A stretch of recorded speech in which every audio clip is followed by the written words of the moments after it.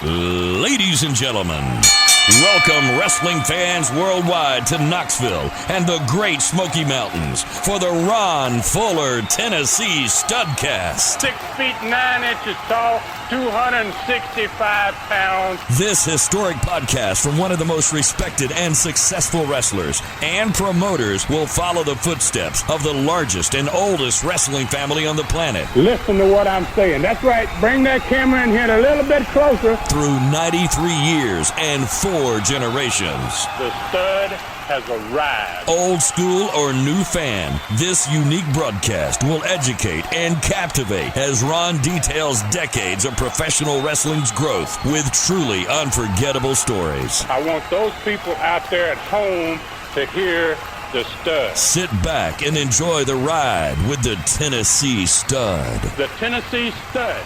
You will learn that name. You will remember it. And now, the stud is here. Hey everybody, welcome in. Here we go. It's another Studcast with the Tennessee Stud, Ron Fuller. It's the story of wrestling in America as told by the Stud, whose family started the profession 100 years ago. Let's step back into the ring, back into time as we get wall-to-wall, treetop tall with the Tennessee Stud, Ron Fuller in the Great Smoky Mountains of Tennessee. He had the nerve. He had the blood. There never was a house like the Tennessee Stud. What's up there? What's up there in Tennessee? Oh, geez, man. Cold. Kind of got a little nasty last night, man. Coldest Halloween I think I've ever remembered. I can ever remember. Went down to 23 here. Wow. In the mountains. So, wow, it's getting. But it'll warm back up. Thank goodness for that. But it was pretty cool last night. Pretty chilly. Oh, I still short pant weather down here in southeast Alabama. 38. We all right with that. 38 short pants. You see it everywhere. All right, so listen, Stud, man. I tell you what, the last Studcast and every one of them, it seems just phenomenal. I'm curious about how this is going to work with Studcast as we move forward. The Tennessee territory is gone. It's being run by new owners, Jim Barnett and Fred Ward from the Georgia territory. So how does it work as we move forward, Stud? Well, I've been struggling, man, to hold on to both these territories for it seemed like almost the entire year of 1979. And I found out my dream of owning 2 territories and having a 2-territory operation was not as easy as I thought it was going to be, and especially based upon so many challenges that just kept happening in 1979.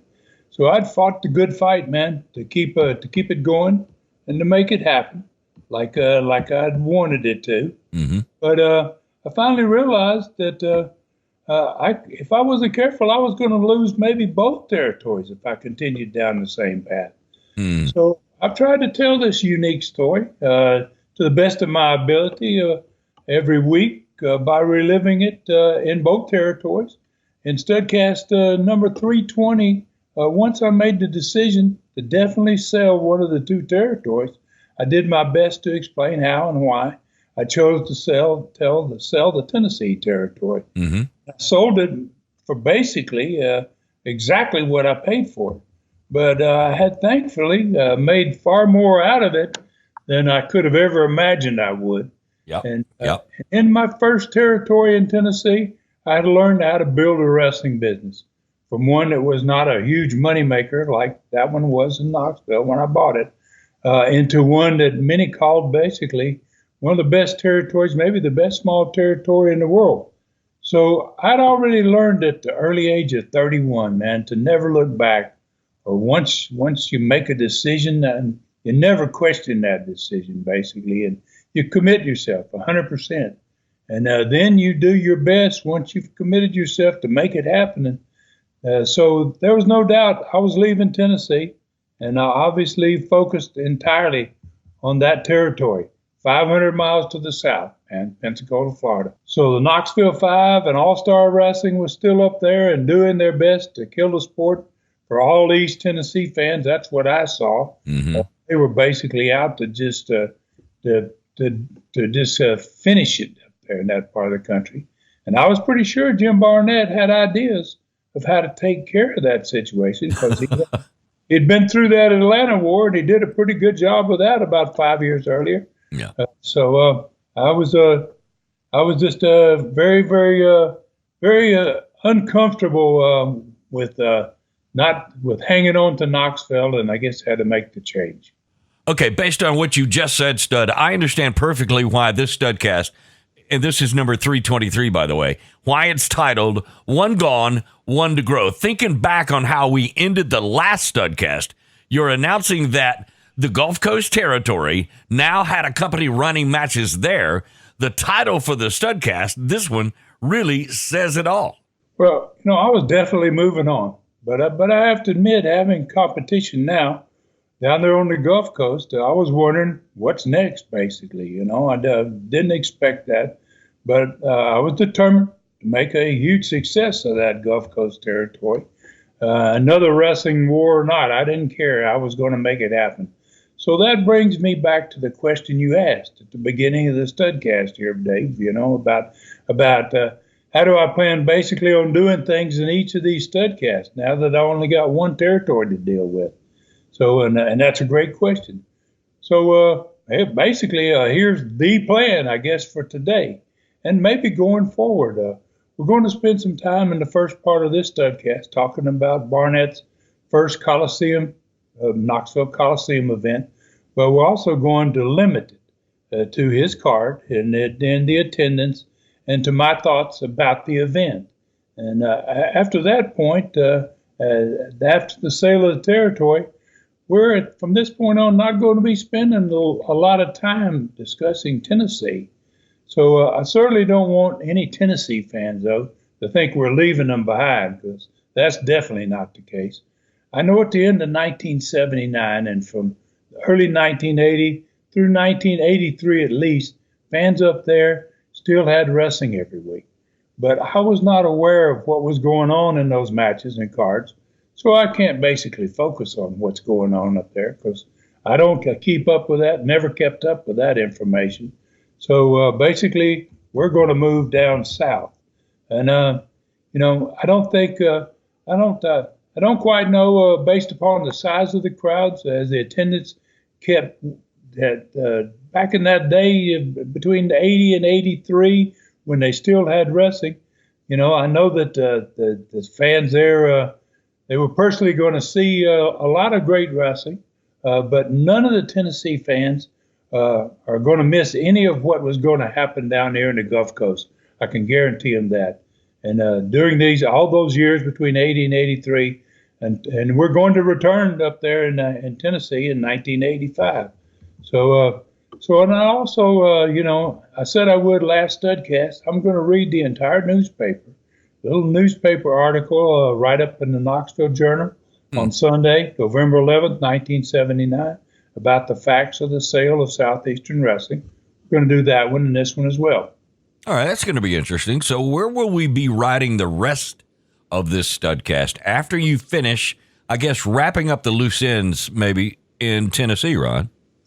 Well, we'll be riding, obviously, into the real Southeastern at this point, the Pensacola, Florida territory, right down there on America's Gulf Coast. And we'll be talking about today Mobile's card and Expo Hall of Wednesday night, November 7th, 1979.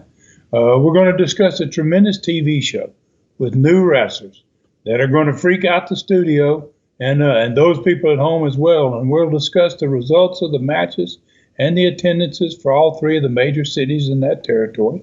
And then we'll take a look at who's coming there to make that territory rock. Plus today, Dave, I guess we're going to have, in my opinion, I'm going to guarantee we're going to have a learning tree question for the first time in a long time. All right, now, I hope you can deliver on that guarantee of a learning tree question.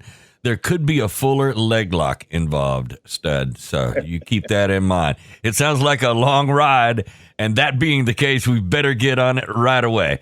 All right, back to Knoxville, where you said you would start today.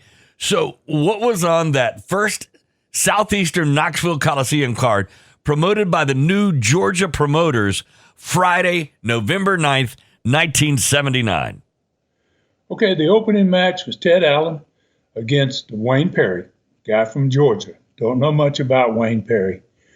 Tony Charles, the only wrestler other than Gorgeous George Jr. and myself, still left on this card that we're going to be talking about here from the old Southeastern Company. Tony was going to be facing the Georgia Territory's Jerry Roberts. The next match featured two wrestlers from the Georgia Territory, Pierre Lefevre against the wrestler who started his career in Southeastern Gulf Coast, the Hulk, who was now at this point being called Sterling Golden. And then there was going to be a $1,000 challenge match. David Schultz, Dennis Condrey, both Georgia wrestlers, been down there in that territory for a short period of time. They were going to be taking on Tony Atlas, who was another great Georgia wrestler, and myself. Then the main event was now all four of these guys were Georgia wrestlers. It was a tape fist tag match with brass knuck rules. The Southeastern Tag Champions, Dick Slater and Paul Orndorff, were going up against Ox Baker and the Angel, Frank Morrell, managed by Gorgeous George Jr., which is, by the way, going to be Gorgeous George Jr.'s last appearance ever in Knoxville. Wow. Okay. All right. You said you were not going to have the TV show and results of the matches because you were no longer involved in either of those. But what about attendance? Were you keeping up with that? Yeah, the week before on my last promoted Southeastern event, it had been only about 2,500, the smallest Coliseum crowd in years there. And this one was definitely not the way Jim Barnett, I believe, wanted to start his new company.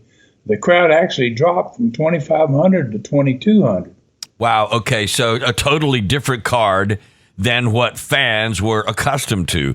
Only three wrestlers from the old Southeastern on it, with two new big-name Georgia stars, Tony Atlas and, as you said, Sterling Golden, the former Hulk Hogan, or Hulk so far. I noticed right away that this card only had 5 matches on it. What were your thoughts on the card, Ron? Well, yeah, you hit that right away, Dave. I noticed that first, too, and the 5-match card, I went and had a conversation with Jim Barnett about it as soon as I saw it on their first TV show, which was 6 days before this card actually happened. And I went to the TV. I was on that TV show and did an interview. But I saw there were only 5 matches. Now, I warned Jim that he needed to treat Knoxville the same way he treated Atlanta. And having worked on many Atlanta cards, some of them for him and some long before Barnett got there, I knew he never had less than 6 matches on a card in Atlanta, and many times more than 6 matches. And I told him since 1977, when the Southeastern Territory started to get big for me, and it was doing good, that I added a match to every Knoxville card from then on. So I basically told him I went from 5 to 6 matches starting in 1977. And I want to make you aware of that. And, and I said, I always obviously treated Knoxville as the major market in my territory, which obviously it was. So I told him, cutting 1 match off each week in Knoxville was probably not going to keep producing the cards there that the territory had become famous for. So I tried to impress upon him the importance of treating Knoxville, as I said, just like it was another Atlanta. And I told him, I think it's going to be critical, Jim, to your success or failure here. Then I offered to give him more of my Southeastern stars that were now on their way down to the Southeastern Gulf Coast, because only 3 guys being on this card, I knew that was going to be not going to be a good thing at this point. He had to get these new guys over. So I was hoping to help him basically maintain that strong fan base, especially in Knoxville during these early weeks of this transition, until those fans there had the time to get to know his talent and let his talent get over us. So I tried to alert Jim to the fact that, he had competition, and that All-Star Wrestling had 5 regular former stars that were still really over competing against him. Basically, to let him know this wasn't like a situation in Atlanta where he had a totally different situation, and he didn't know much about the All-Star deal. Mm-hmm. So I told him, not to underestimate the potential ability of these guys to grow their business a little bit. I told him they've been only around 1,000 people, but you want to keep it to that level. You don't want to let them get to establish their stars before you can establish yours. Oh, exactly. That's a great piece of advice, too, even though you were selling the company, and about to walk away, but you still cared about the company. So it sounds like you were really trying to help him just right from the start, just get off on the good foot. Oh, yeah, of course I was. I wanted them to be successful. The last thing I wanted to see was the Knoxville Five start to do better and, heaven forbid, maybe even take over the territory. Right. Terrible. So did Jim Barnett take any of your suggestions? What kind of guy was he when it came to that type back and forth with the two of you? Well, he was a very sharp guy, and he'd been extremely successful really quick in ending the Atlanta War when he came there in 1974. And he did that by basically buying out his competition. Well, now he's not going to buy out All-Star. So, it's a different situation there. And I think Jim underestimated his competition in this war and just how far the Knoxville Five were going to go to kill wrestling in that part of the country. I don't think he understood. So I tried to explain all this to him.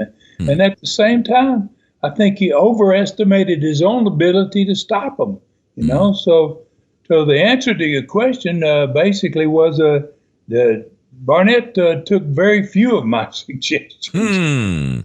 All right, before we move on, I want to ask a sideline note. He named the Hulk Sterling Golden. That was not the first time he had been called Sterling Golden, right?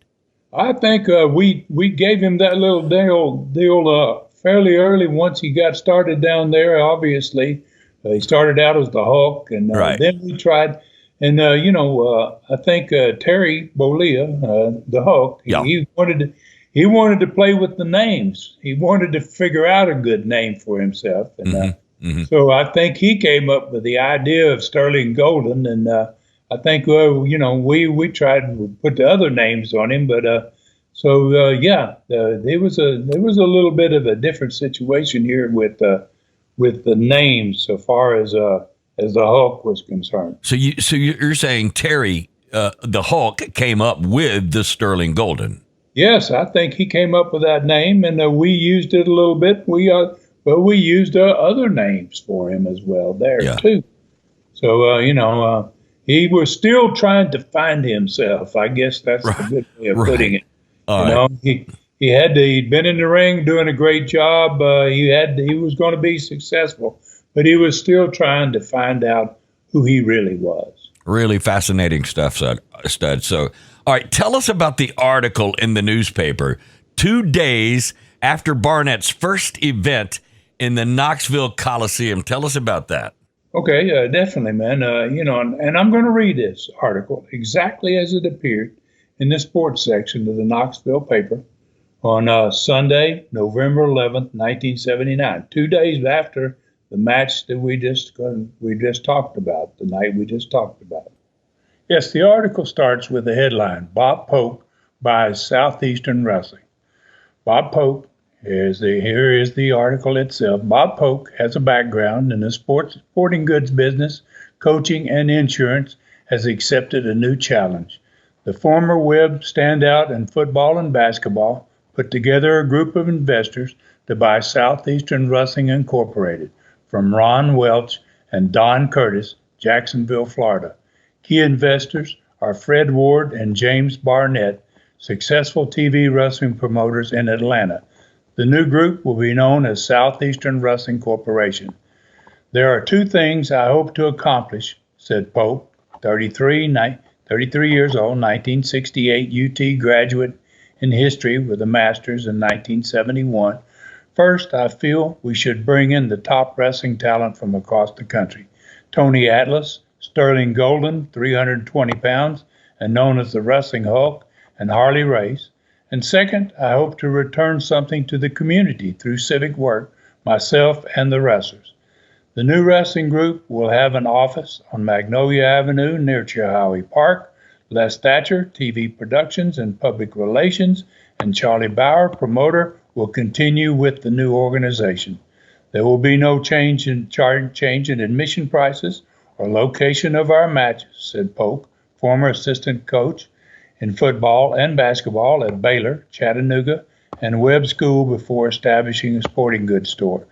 Polk, who has worked part-time in wrestling the past few years, was employed by Broadus Anderson and Associates before embarking on his new venture.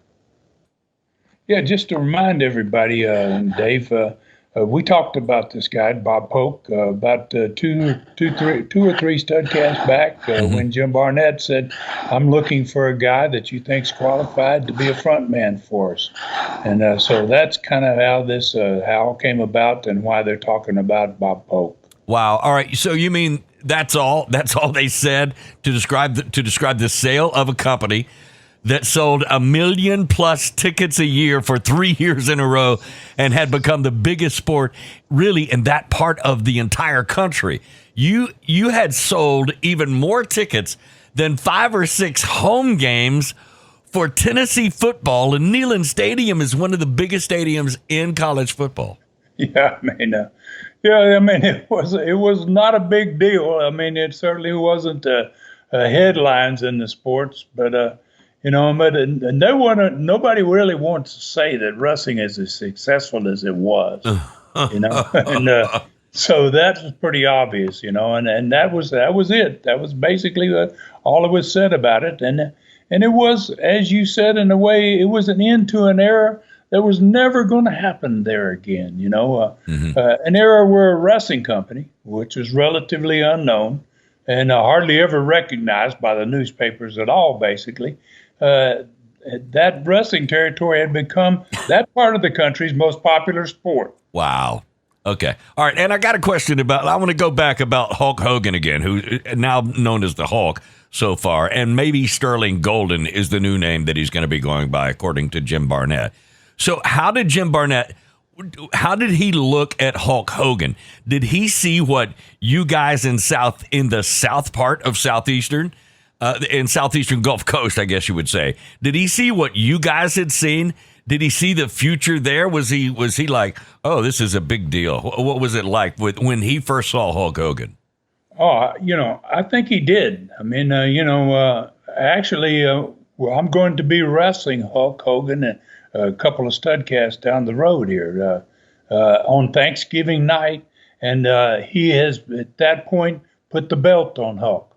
Hulk is his champion at that point. Okay, actually the Southeastern champion. Right, he's the first guy to get that championship once Barnett takes over the company, and he's still calling the company Southeastern. So yeah, I mean, he had a lot of potential guys to put that belt on, but he stuck it on Hulk. But Hulk's going to be leaving him. That's the bad part about it. Yeah. He doesn't know it, but Hulk is not going to be staying with him very long. Yeah, I was curious how long that was going to last. Hey, I'll tell you what, this has been a lot of fun so far, and it's a great place to end this first part of today's Studcast. We've got a lot of ground to cover coming up. So you had done something that no one in Knoxville or Eastern Tennessee had ever accomplished. And we're going to learn more about that, too. When we return, let's go south to Mobile, Alabama, to grow that territory and make it even bigger than what you had accomplished in Tennessee. That is going to be coming up when this Studcast continues in moments. All right, Studcast fans, it is that time again. It's time to do your Christmas shopping online at tnstud.com. Visit the Stud Store, get your unique gifts for that favorite fan at the best prices anywhere. Everything comes with free shipping. 8x10 color pictures, personally autographed by the Stud, only $15 each. Rod's best-selling Smoky Mountain Lion novel, Brutus makes a perfect Christmas gift. Just $19.99 for the book or $29.99 personally autographed to you just in time for Christmas and with free shipping. Brand new softest silk t-shirts will be up next week. Check them out. Avoid the rush. Order now and give that special someone a gift they'll never forget. tnstud.com. Click on Stud Store. All right, welcome back, everybody. Another Studcast with the Tennessee stud, Ron Fuller. I'm David Summers. Let's get going. Let's jump right into Mobile, Alabama's Expo Hall. And the date is Wednesday, November 7th, 1979. All right, set up the card. Who was on the card, Stud? Well, this one opened up with Tom Shaft wrestling against Ted Allen, Ted was making his first appearance ever down there in the southeastern Gulf Coast. And he was also going to be opening the Knoxville show for the Georgia promoters 2 days after this Mobile card. So Ted's he's doing some traveling, man. And then due to last week's competition, we talked a little bit about it. Called Tri-State Wrestling card that we talked about that had quite a few wrestlers that were people that I knew and was very familiar with that had wrestled for me. One of those being Terry Latham. I kind of rewarded Ricky Fields, who was a family member. The Fields were related to us, the Welches, and Ricky was the son of Lee Fields. I kind of rewarded Ricky for not going with those guys, and I put him on this card. In fact, I'm going to put him on several of them, as a matter of fact. And so Ricky was going to be going up against The Rock, who was Rock Hunter. Yes, the next match was a tag team match. It had Roy Lee Welch, and his partner was the wrestling pro, Leon Baxter, and they were going up against a brand new team, man, called the Mongolians. Then Archie Goldie, the Mongolian Stomper, basically, had horrified Gulf Coast fans 9 months earlier before he left and went to Memphis, basically in January of 1979. And this time he wasn't alone. He had personally trained his son, man, and they were calling themselves the Mongolians, and obviously they looked almost exactly alike. Wow. His son was pretty much a replica of him, maybe just a little bit smaller. And they were managed by one of the brightest minds in the business, a guy named Frankie Kane, who had wrestled for me in 1976 in Knoxville as the Great Mephisto. Wow. Okay, wait, Ron. So did you say the Mongolian Stomper was returning, the wrestler that freaked the studio audience out every week on TV, and this time he had his son as a partner with a manager called the Great Mephisto? That's correct. Wow. The Stomper was back, man, and with his son and his manager, and obviously ready to terrify the fans again, man. So the next match was a special challenge match after what had happened the week before, where Kevin Sullivan had lost his Southeastern belt to Eddie Mansfield. He was facing the man that cost him the belt, Tora Tanaka. And then there was a Southeastern Championship match on this card. The new champion, Eddie Sullivan. I'm sorry, Eddie Mansfield. Eddie Mansfield was going to be going up against Bob Armstrong for the Southeastern Championship. Then the main event for this night was going to be for the Southeastern Tag Championship. The new champions, Robert Fuller and Jerry Stubbs, were defending not only their belts, but the right to be staying in Southeastern, because this was going to be a title match and a loser leave match against the former champions, the Assassins. Wow, that's that really outstanding card. So 2 title matches, 1 loser leaves, Sullivan against Tanaka, and the debut of the Mongolians, not 1, but 2 Mongolians, the tag team, with the Great Mephisto as a manager. All right, so your title for this Studcast is becoming clearer and clearer, 1 gone and 1 to grow. So cards like this one were definitely going to grow the Southeastern, the Gulf Coast territory. So what was on the TV to promote this really incredible card? Well, to start with, Dave, this was the first week in November. Obviously, we're talking about Arbitron and Nielsen, man, rating period again. And there's going to be a Southeastern Heavyweight Championship match on this TV. And obviously, I was still in Knoxville for the TV. But the show opened with the new Southeastern champion, Eddie Mansfield, parading his belt around the bleachers, rather than it's supposed to be at the set with Charlie, but, Eddie Mansfield's kind of off the wall. And so he was over parading his belt around the bleachers, and Charlie Platt's trying to get him to come to the set to begin the show. So Rob said, that he could see the frustration on Charlie's face as Mansfield, wouldn't even sit down, making an ass of himself as usual. And so Charlie announced that Mansfield would be defending his new belt on this TV show. Then he asked Eddie, if he would like to watch the first video of the day. He goes, the one of how you won the belt this past week, Eddie. And obviously, because of the way he won it, Eddie turned that possibility down instantly, And then he asked him 3 questions right away. He goes, why is it, why are they needing me to wrestle on TV, and why do they want to show me to show this win, And he says, and why they have me defend the belt so soon? I just won it, right? And he goes, and who am I going to be wrestling? So he had all kinds of questions now. And I'm sure that Charlie liked that. He had him now going in the right direction. Then Kevin Sullivan, the former champion, came out of the dressing room and went straight to the set. Mansfield saw him coming, and he headed for the dressing room with his belt because he knew what Kevin was. Kevin was very upset by how he had lost the belt. And then Kevin asked Charlie, and he says, obviously he turned down the opportunity to watch the video. He goes, how about I watch it with you, Charlie? And Charlie said, oh, absolutely. I'd be glad to. So, in the match, the video was from Mobile.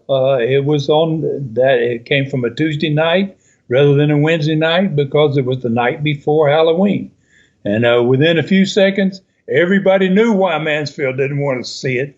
It started with Eddie getting his butt kicked by Kevin, and then Kevin shot him accidentally into the referee, and both of them went down. And there's Kevin standing there over top of Mansfield and the referee, basically waiting on Mansfield to get up so he can finish him off.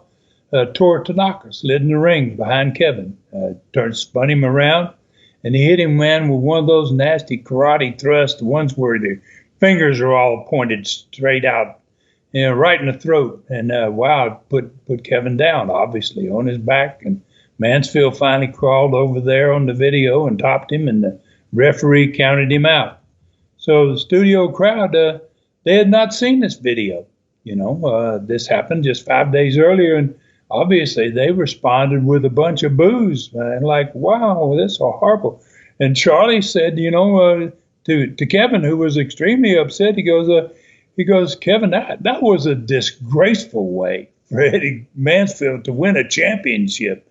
He goes, and with something that was done like that, I can't believe it. And, but then he had a little grin for Kevin, and he said, I tell you what, though, Kev, he goes, don't leave the station today early because you may be getting a surprise later. So as soon as Kevin he went back to the dressing room, and before Charlie could ask for him to even start the first match of the day, here came Mansfield and Tanaka rushing out of the dressing room and up to the set again. So Mansfield tells Charlie, he says, I got 2 videos that I want to show today of recent matches from Knoxville, Tennessee. And then he says, he says, one of these videos is going to explain why Tanaka's even here, and the other one's going to explain why Kevin Sullivan's here.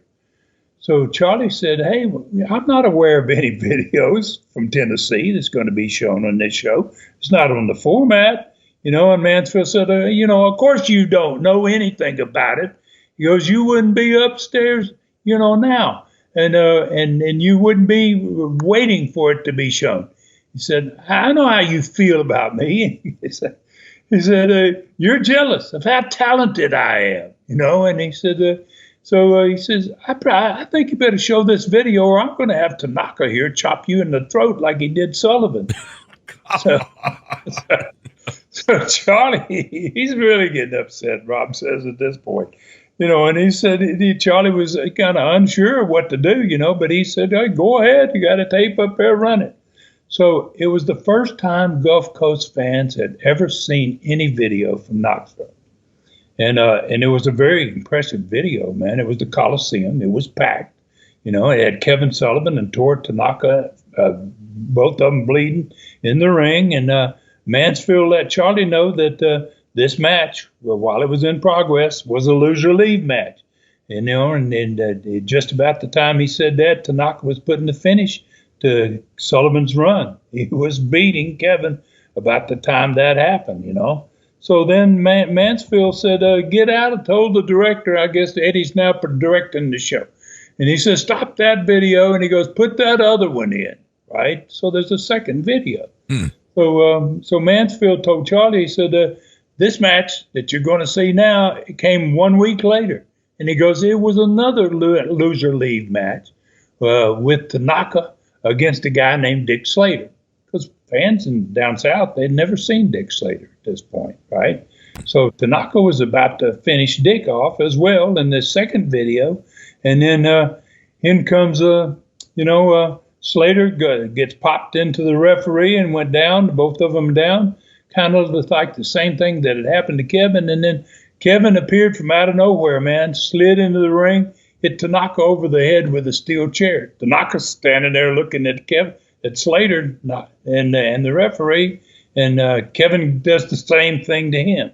So, the big man was knocked unconscious. He went down face first, and he got counted out. As soon as Slater turned him over and covered him, he got counted out. So Mansfield asked Charlie, he goes, now, does that not look familiar? He says, isn't that exactly what Tanaka did to Sullivan 5 nights ago?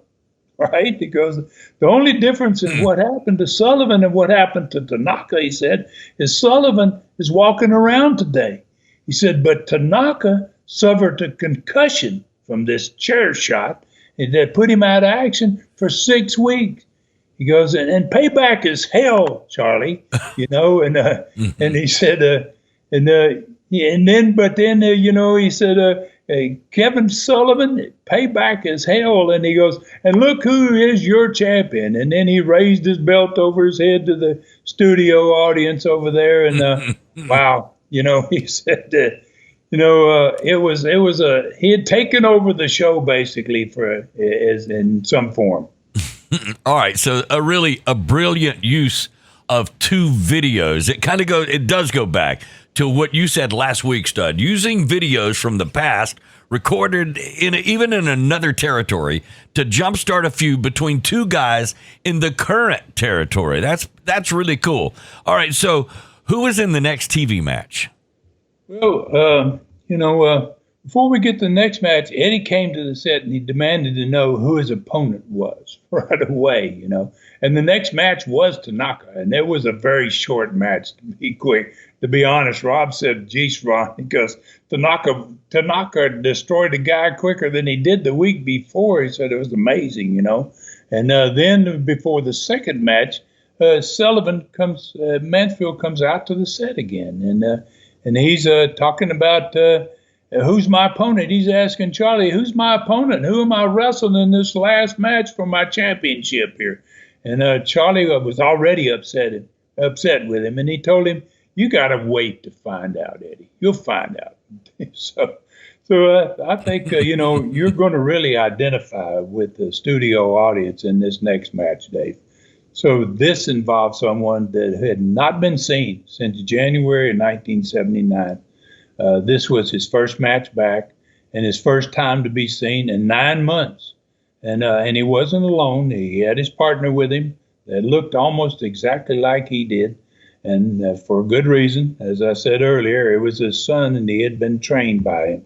So they also had a manager, and he was a real ring veteran. He wasn't only just a great manager, Frankie Kane, but he was a tremendous wrestler. And one of the most respected men in the wrestling business. That's what happened next. I think you're really going to enjoy here, man. Then then once he got, and I'm kind of looking forward to your reaction here about this, Dave, I to be honest with you, because just as Rob described the reaction to me, the studio audience, I kind of see how you're going to react here. So the opponents of this new team were in the ring, and they had been announced before the new team even came out of the dressing room. So the first guy out at the door was the great Mephisto, Frankie Kane. Fans had never seen this guy. He's dressed in Arab robes, and he's got headgear on, Arab headgear on, and then all of a sudden the second man comes out of the dressing room, and he just charges straight to the bleachers, man, where all the fans are seated, and he's got this fierce look on his face, and he was continually shouting, man, and with this blast of air, sounded like he was grunting at them. Like his intention was he's going to attack the fans. You wouldn't have any idea who that could be, would you? There's no doubt in my mind who that was. It had to be the one and only Mongolian Stomper, and I'm sure that studio audience did not stay in their seats. Rob said fans were screaming in terror, man. He said some of them jumping off the top of the bleachers, and all of them were headed for the exits of the studio, man. And so the great Mephisto, he had never seen this before, and so he goes over and he's trying to grab Stomper and drag him back and get some kind of control on him, get him up into the ring with his partner so they can have the match. And, basically it was total pandemonium in the studio. I mean, like it done before he left months earlier. So few people were left in the bleachers when the match started. Rob said the bleachers were half full because the rest of them were outside. They had run. They were out in the lobby or wherever they ran to, And so the fans started filtering back in the studio, Rob said, during the course of the match. And he said, but it was a much quieter crowd once they got back there than it was during the early part of the show. And he said, especially, when they watched the two Stompers annihilate these two guys in the ring, he said, wow. Fans were just sitting on their hands like, my God, these are killers. Wow. All right, so now I'm beginning to see the determination that you, Rob, and your other partners had to grow the Southeastern Gulf Coast territory.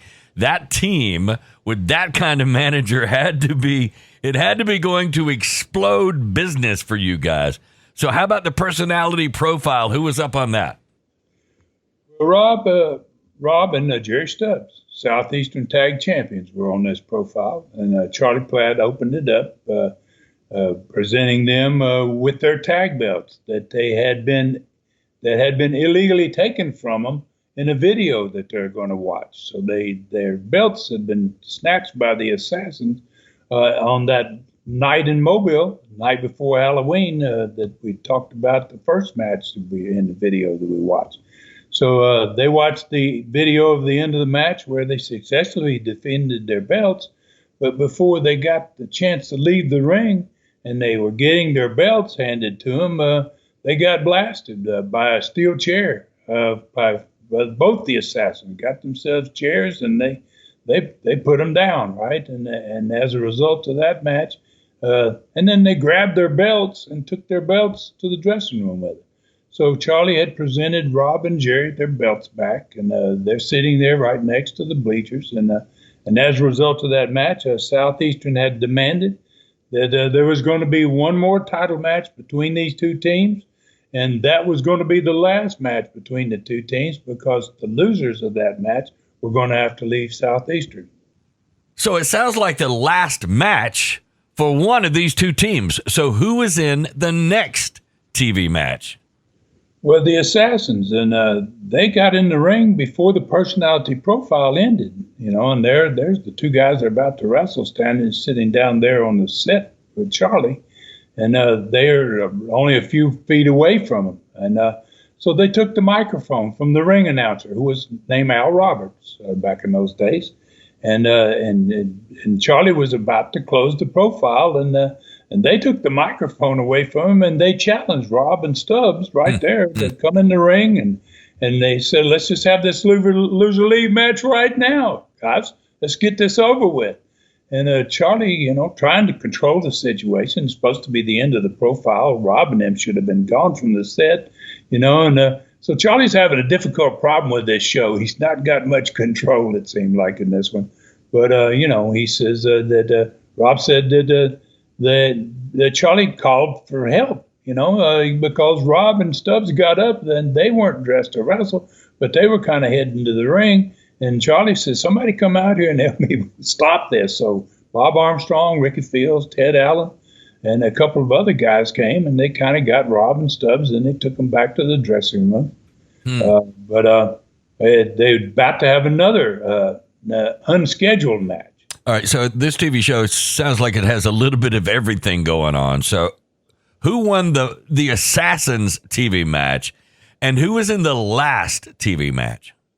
Well, the Assassins won, man, and wow, they tried to be obviously just as dominating as the team before him, the Mongolian, this new Mongolian team was in the match that they had. So, and I'm sure that having two heel teams on TV back to back competing against each other, I'd have hated to bend those opponents in the ring with those guys, because those guys wanted to make a point of which one of the two of us are the best, basically, right? Mm-hmm. So the last TV match was for the Southeastern Championship, as advertised, had been promoted during the show, and Eddie Mansfield was going to finally find out who he was going to be defending against.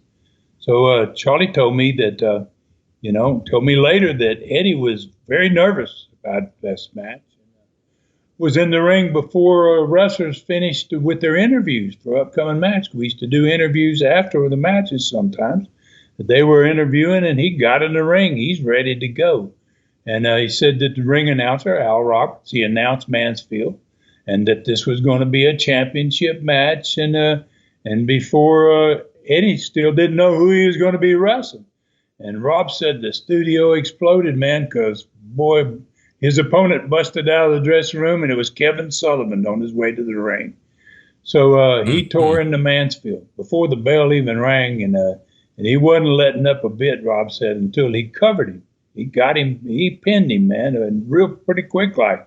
And he said all of a sudden Tanaka slid in the ring, and he karate chopped Sullivan, who was on top of Mansfield, karate chopped him in the back, and the referee started ringing the bell. He disqualified Mansfield for outside interference right away, and then Mansfield threw the referee out of the ring, and then he grabbed Sullivan, and so that Tanaka could hit him with another one of those karate chops. And boy, it was about to happen, and Bob Armstrong slid in there, man, and saved the day as usual, and then stood the studio on its feet. Rob said too. He slid into the ring, spun Tanaka around, hit him with a karate chop, then he put Mansfield in a sleeper hold.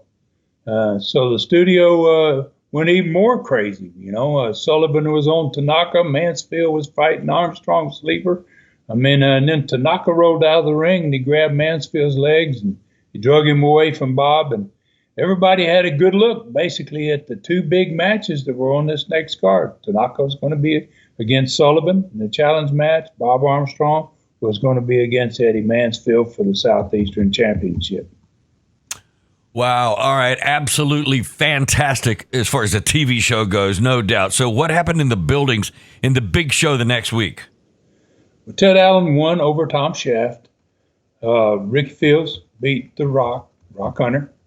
The Mongolian Stompers, managed by the Mongolians, they were called, managed by the Great Mephisto, won their first arena matches during the course of that week against Roy Lee Welch and the Wrestling Pro. And in the special challenge match, both Kevin Sullivan and Tora Tanaka were disqualified. There was no winner in that match. Then in the Southeastern Championship match, Bob Armstrong beat the Paduti out of Eddie Mansfield. I think that's the way Rob got it. All right. I think that's what Rob told me. All right. He evidently made Mansfield sorry that he was champion. And then in the Southeastern Tag Title loser lead match, Rob and Jerry Stubbs, they retained their belts, and they sent that great assassin team. That team was really, really good. Hated to see them gone out of Southeastern, basically forever. Wow. the Assassins ever came back as a team there again. Okay. All right. So obviously a big night, a great night of matches. How about the attendance in those three big cities down south? Well, all those cities were up. Montgomery went from 3,500 to 3,600, and Mobile went up from 4,900 to just over 5,000, which was pretty much a sellout in Expo Hall. And Dothan went up 200 from 43 to 45. So the total for all three of those cities went from 12,500 up to 13,100. All right. Two of the three Gulf Coast cities more than doubled what the new Southeastern promoters in Tennessee drew. And the smallest figure of the three Gulf Coast cities, Montgomery, was still 1,400 fans larger than Knoxville. That says a lot. All right, Stubbs, so I'm happy to say it looks like you were right about getting a learning tree question today. This one comes from Stan the Man Beck in Tupelo, Mississippi. So Stan's question is, Mr. Welch, I've been listening to your podcast, and I'm so amazed by how you ran two different promotions at the same time. One question, why didn't you ever start one in Mississippi? Well, Stan the Man, that's a good name. Thanks. First of all, thanks for your question, and it's a good one. But before I begin the answer, I think a little background might be in order, man, since you're talking about Mississippi here.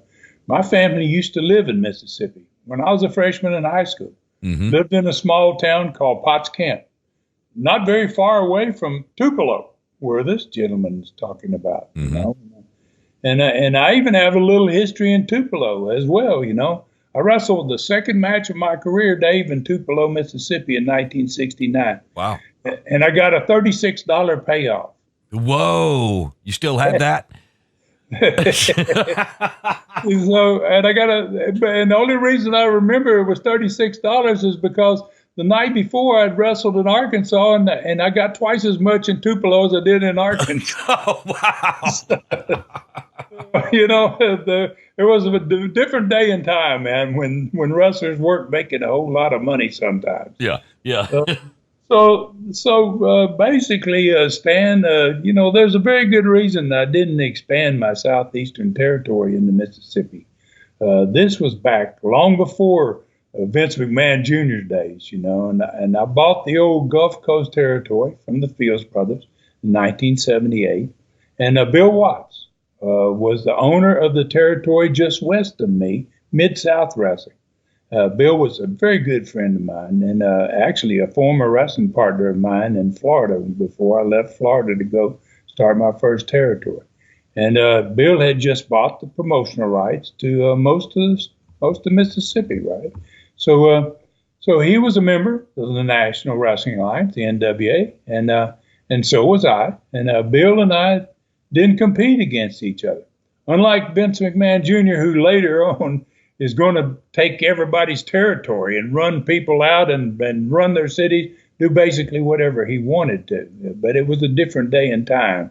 However, by 1985, Bill wasn't running anything much but the major city of Jackson in the state of Tennessee. And he ran some of the towns of Biloxi and, Gulfport down there along the Mississippi Gulf Coast. And but I had, in 1985, I had formed a Continental Championship Wrestling by then. I asked Watts. I called Watts and I asked him if he'd mind if I ran Columbus, Mississippi, which was in the extreme northeastern part of the state that Bill had never run in. And since he had never been there before, and he agreed. He said, "Yeah, Ron, sure, run it, man. I don't have a problem with it." So we ran events about once a month there in a building called the Lavender Coliseum, Columbus, Mississippi. And Columbus wasn't a very large city, but we consistently filled that Coliseum's 5,000 seats. It was a great little wrestling. Wow. Not far, again, Stan, from Tupelo, right? So obviously, very shortly after that time, the wrestling business completely changed. In states like Mississippi were not on Vince McMahon Jr.'s map. He didn't care nothing about Mississippi, right? Mm-hmm. So, but however, I want to give Mississippi, the state of Mississippi, its due. That state was always a very good wrestling state. And your city of Tupelo, Stan, was part of the Memphis, Tennessee territory for many years. And I'm sure you probably saw a whole lot of Jerry Lawler and Bill Dundee over the years, man, in that town. And so rather than, in addition to answering your question, this is kind of a little tribute to Mississippi, man, for their love of the sport. Wow. So another great answer, Stud. You just have an amazing grasp of the history of the sport. Everybody knows that. And speaking of history, you keep piling it on us with every Studcast. This one has been all over the place. So what do you have in store for us next week? Well, there's some more Tennessee next week. I'm going to be on 2 more Knoxville shows. The last one of those is going to be on Thanksgiving night, 1979, against the man I helped get started in the business earlier in that same year. And at this point, he was going to be known as Sterling Golden. I'm going to be wrestling the Hulk on Thanksgiving night, 1979, Knoxville. Southeastern Territory in Pensacola, man, at this point, it was going to start filling up with some of the best talent in the world. Over the next month, in the month of December, we're going to throw some really big stars in there in preparation for 1980.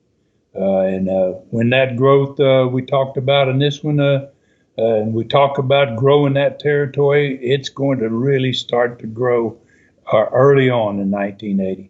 And so in the next Studcast, as a matter of fact, Jimmy Golden, Norvell, and the big man himself from Canada, Joe LeDuc, are all going to start. Cool.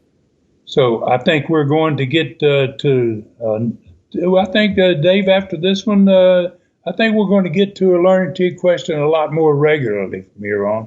And it seems like fans enjoy that. And I'm going to be putting out some posts soon here for fans that can leave their questions for Learning Tree, as well as Ask the Stud, because I'm going to be looking for a lot more questions, and I'm looking forward to the opportunity to answer some of the best of them.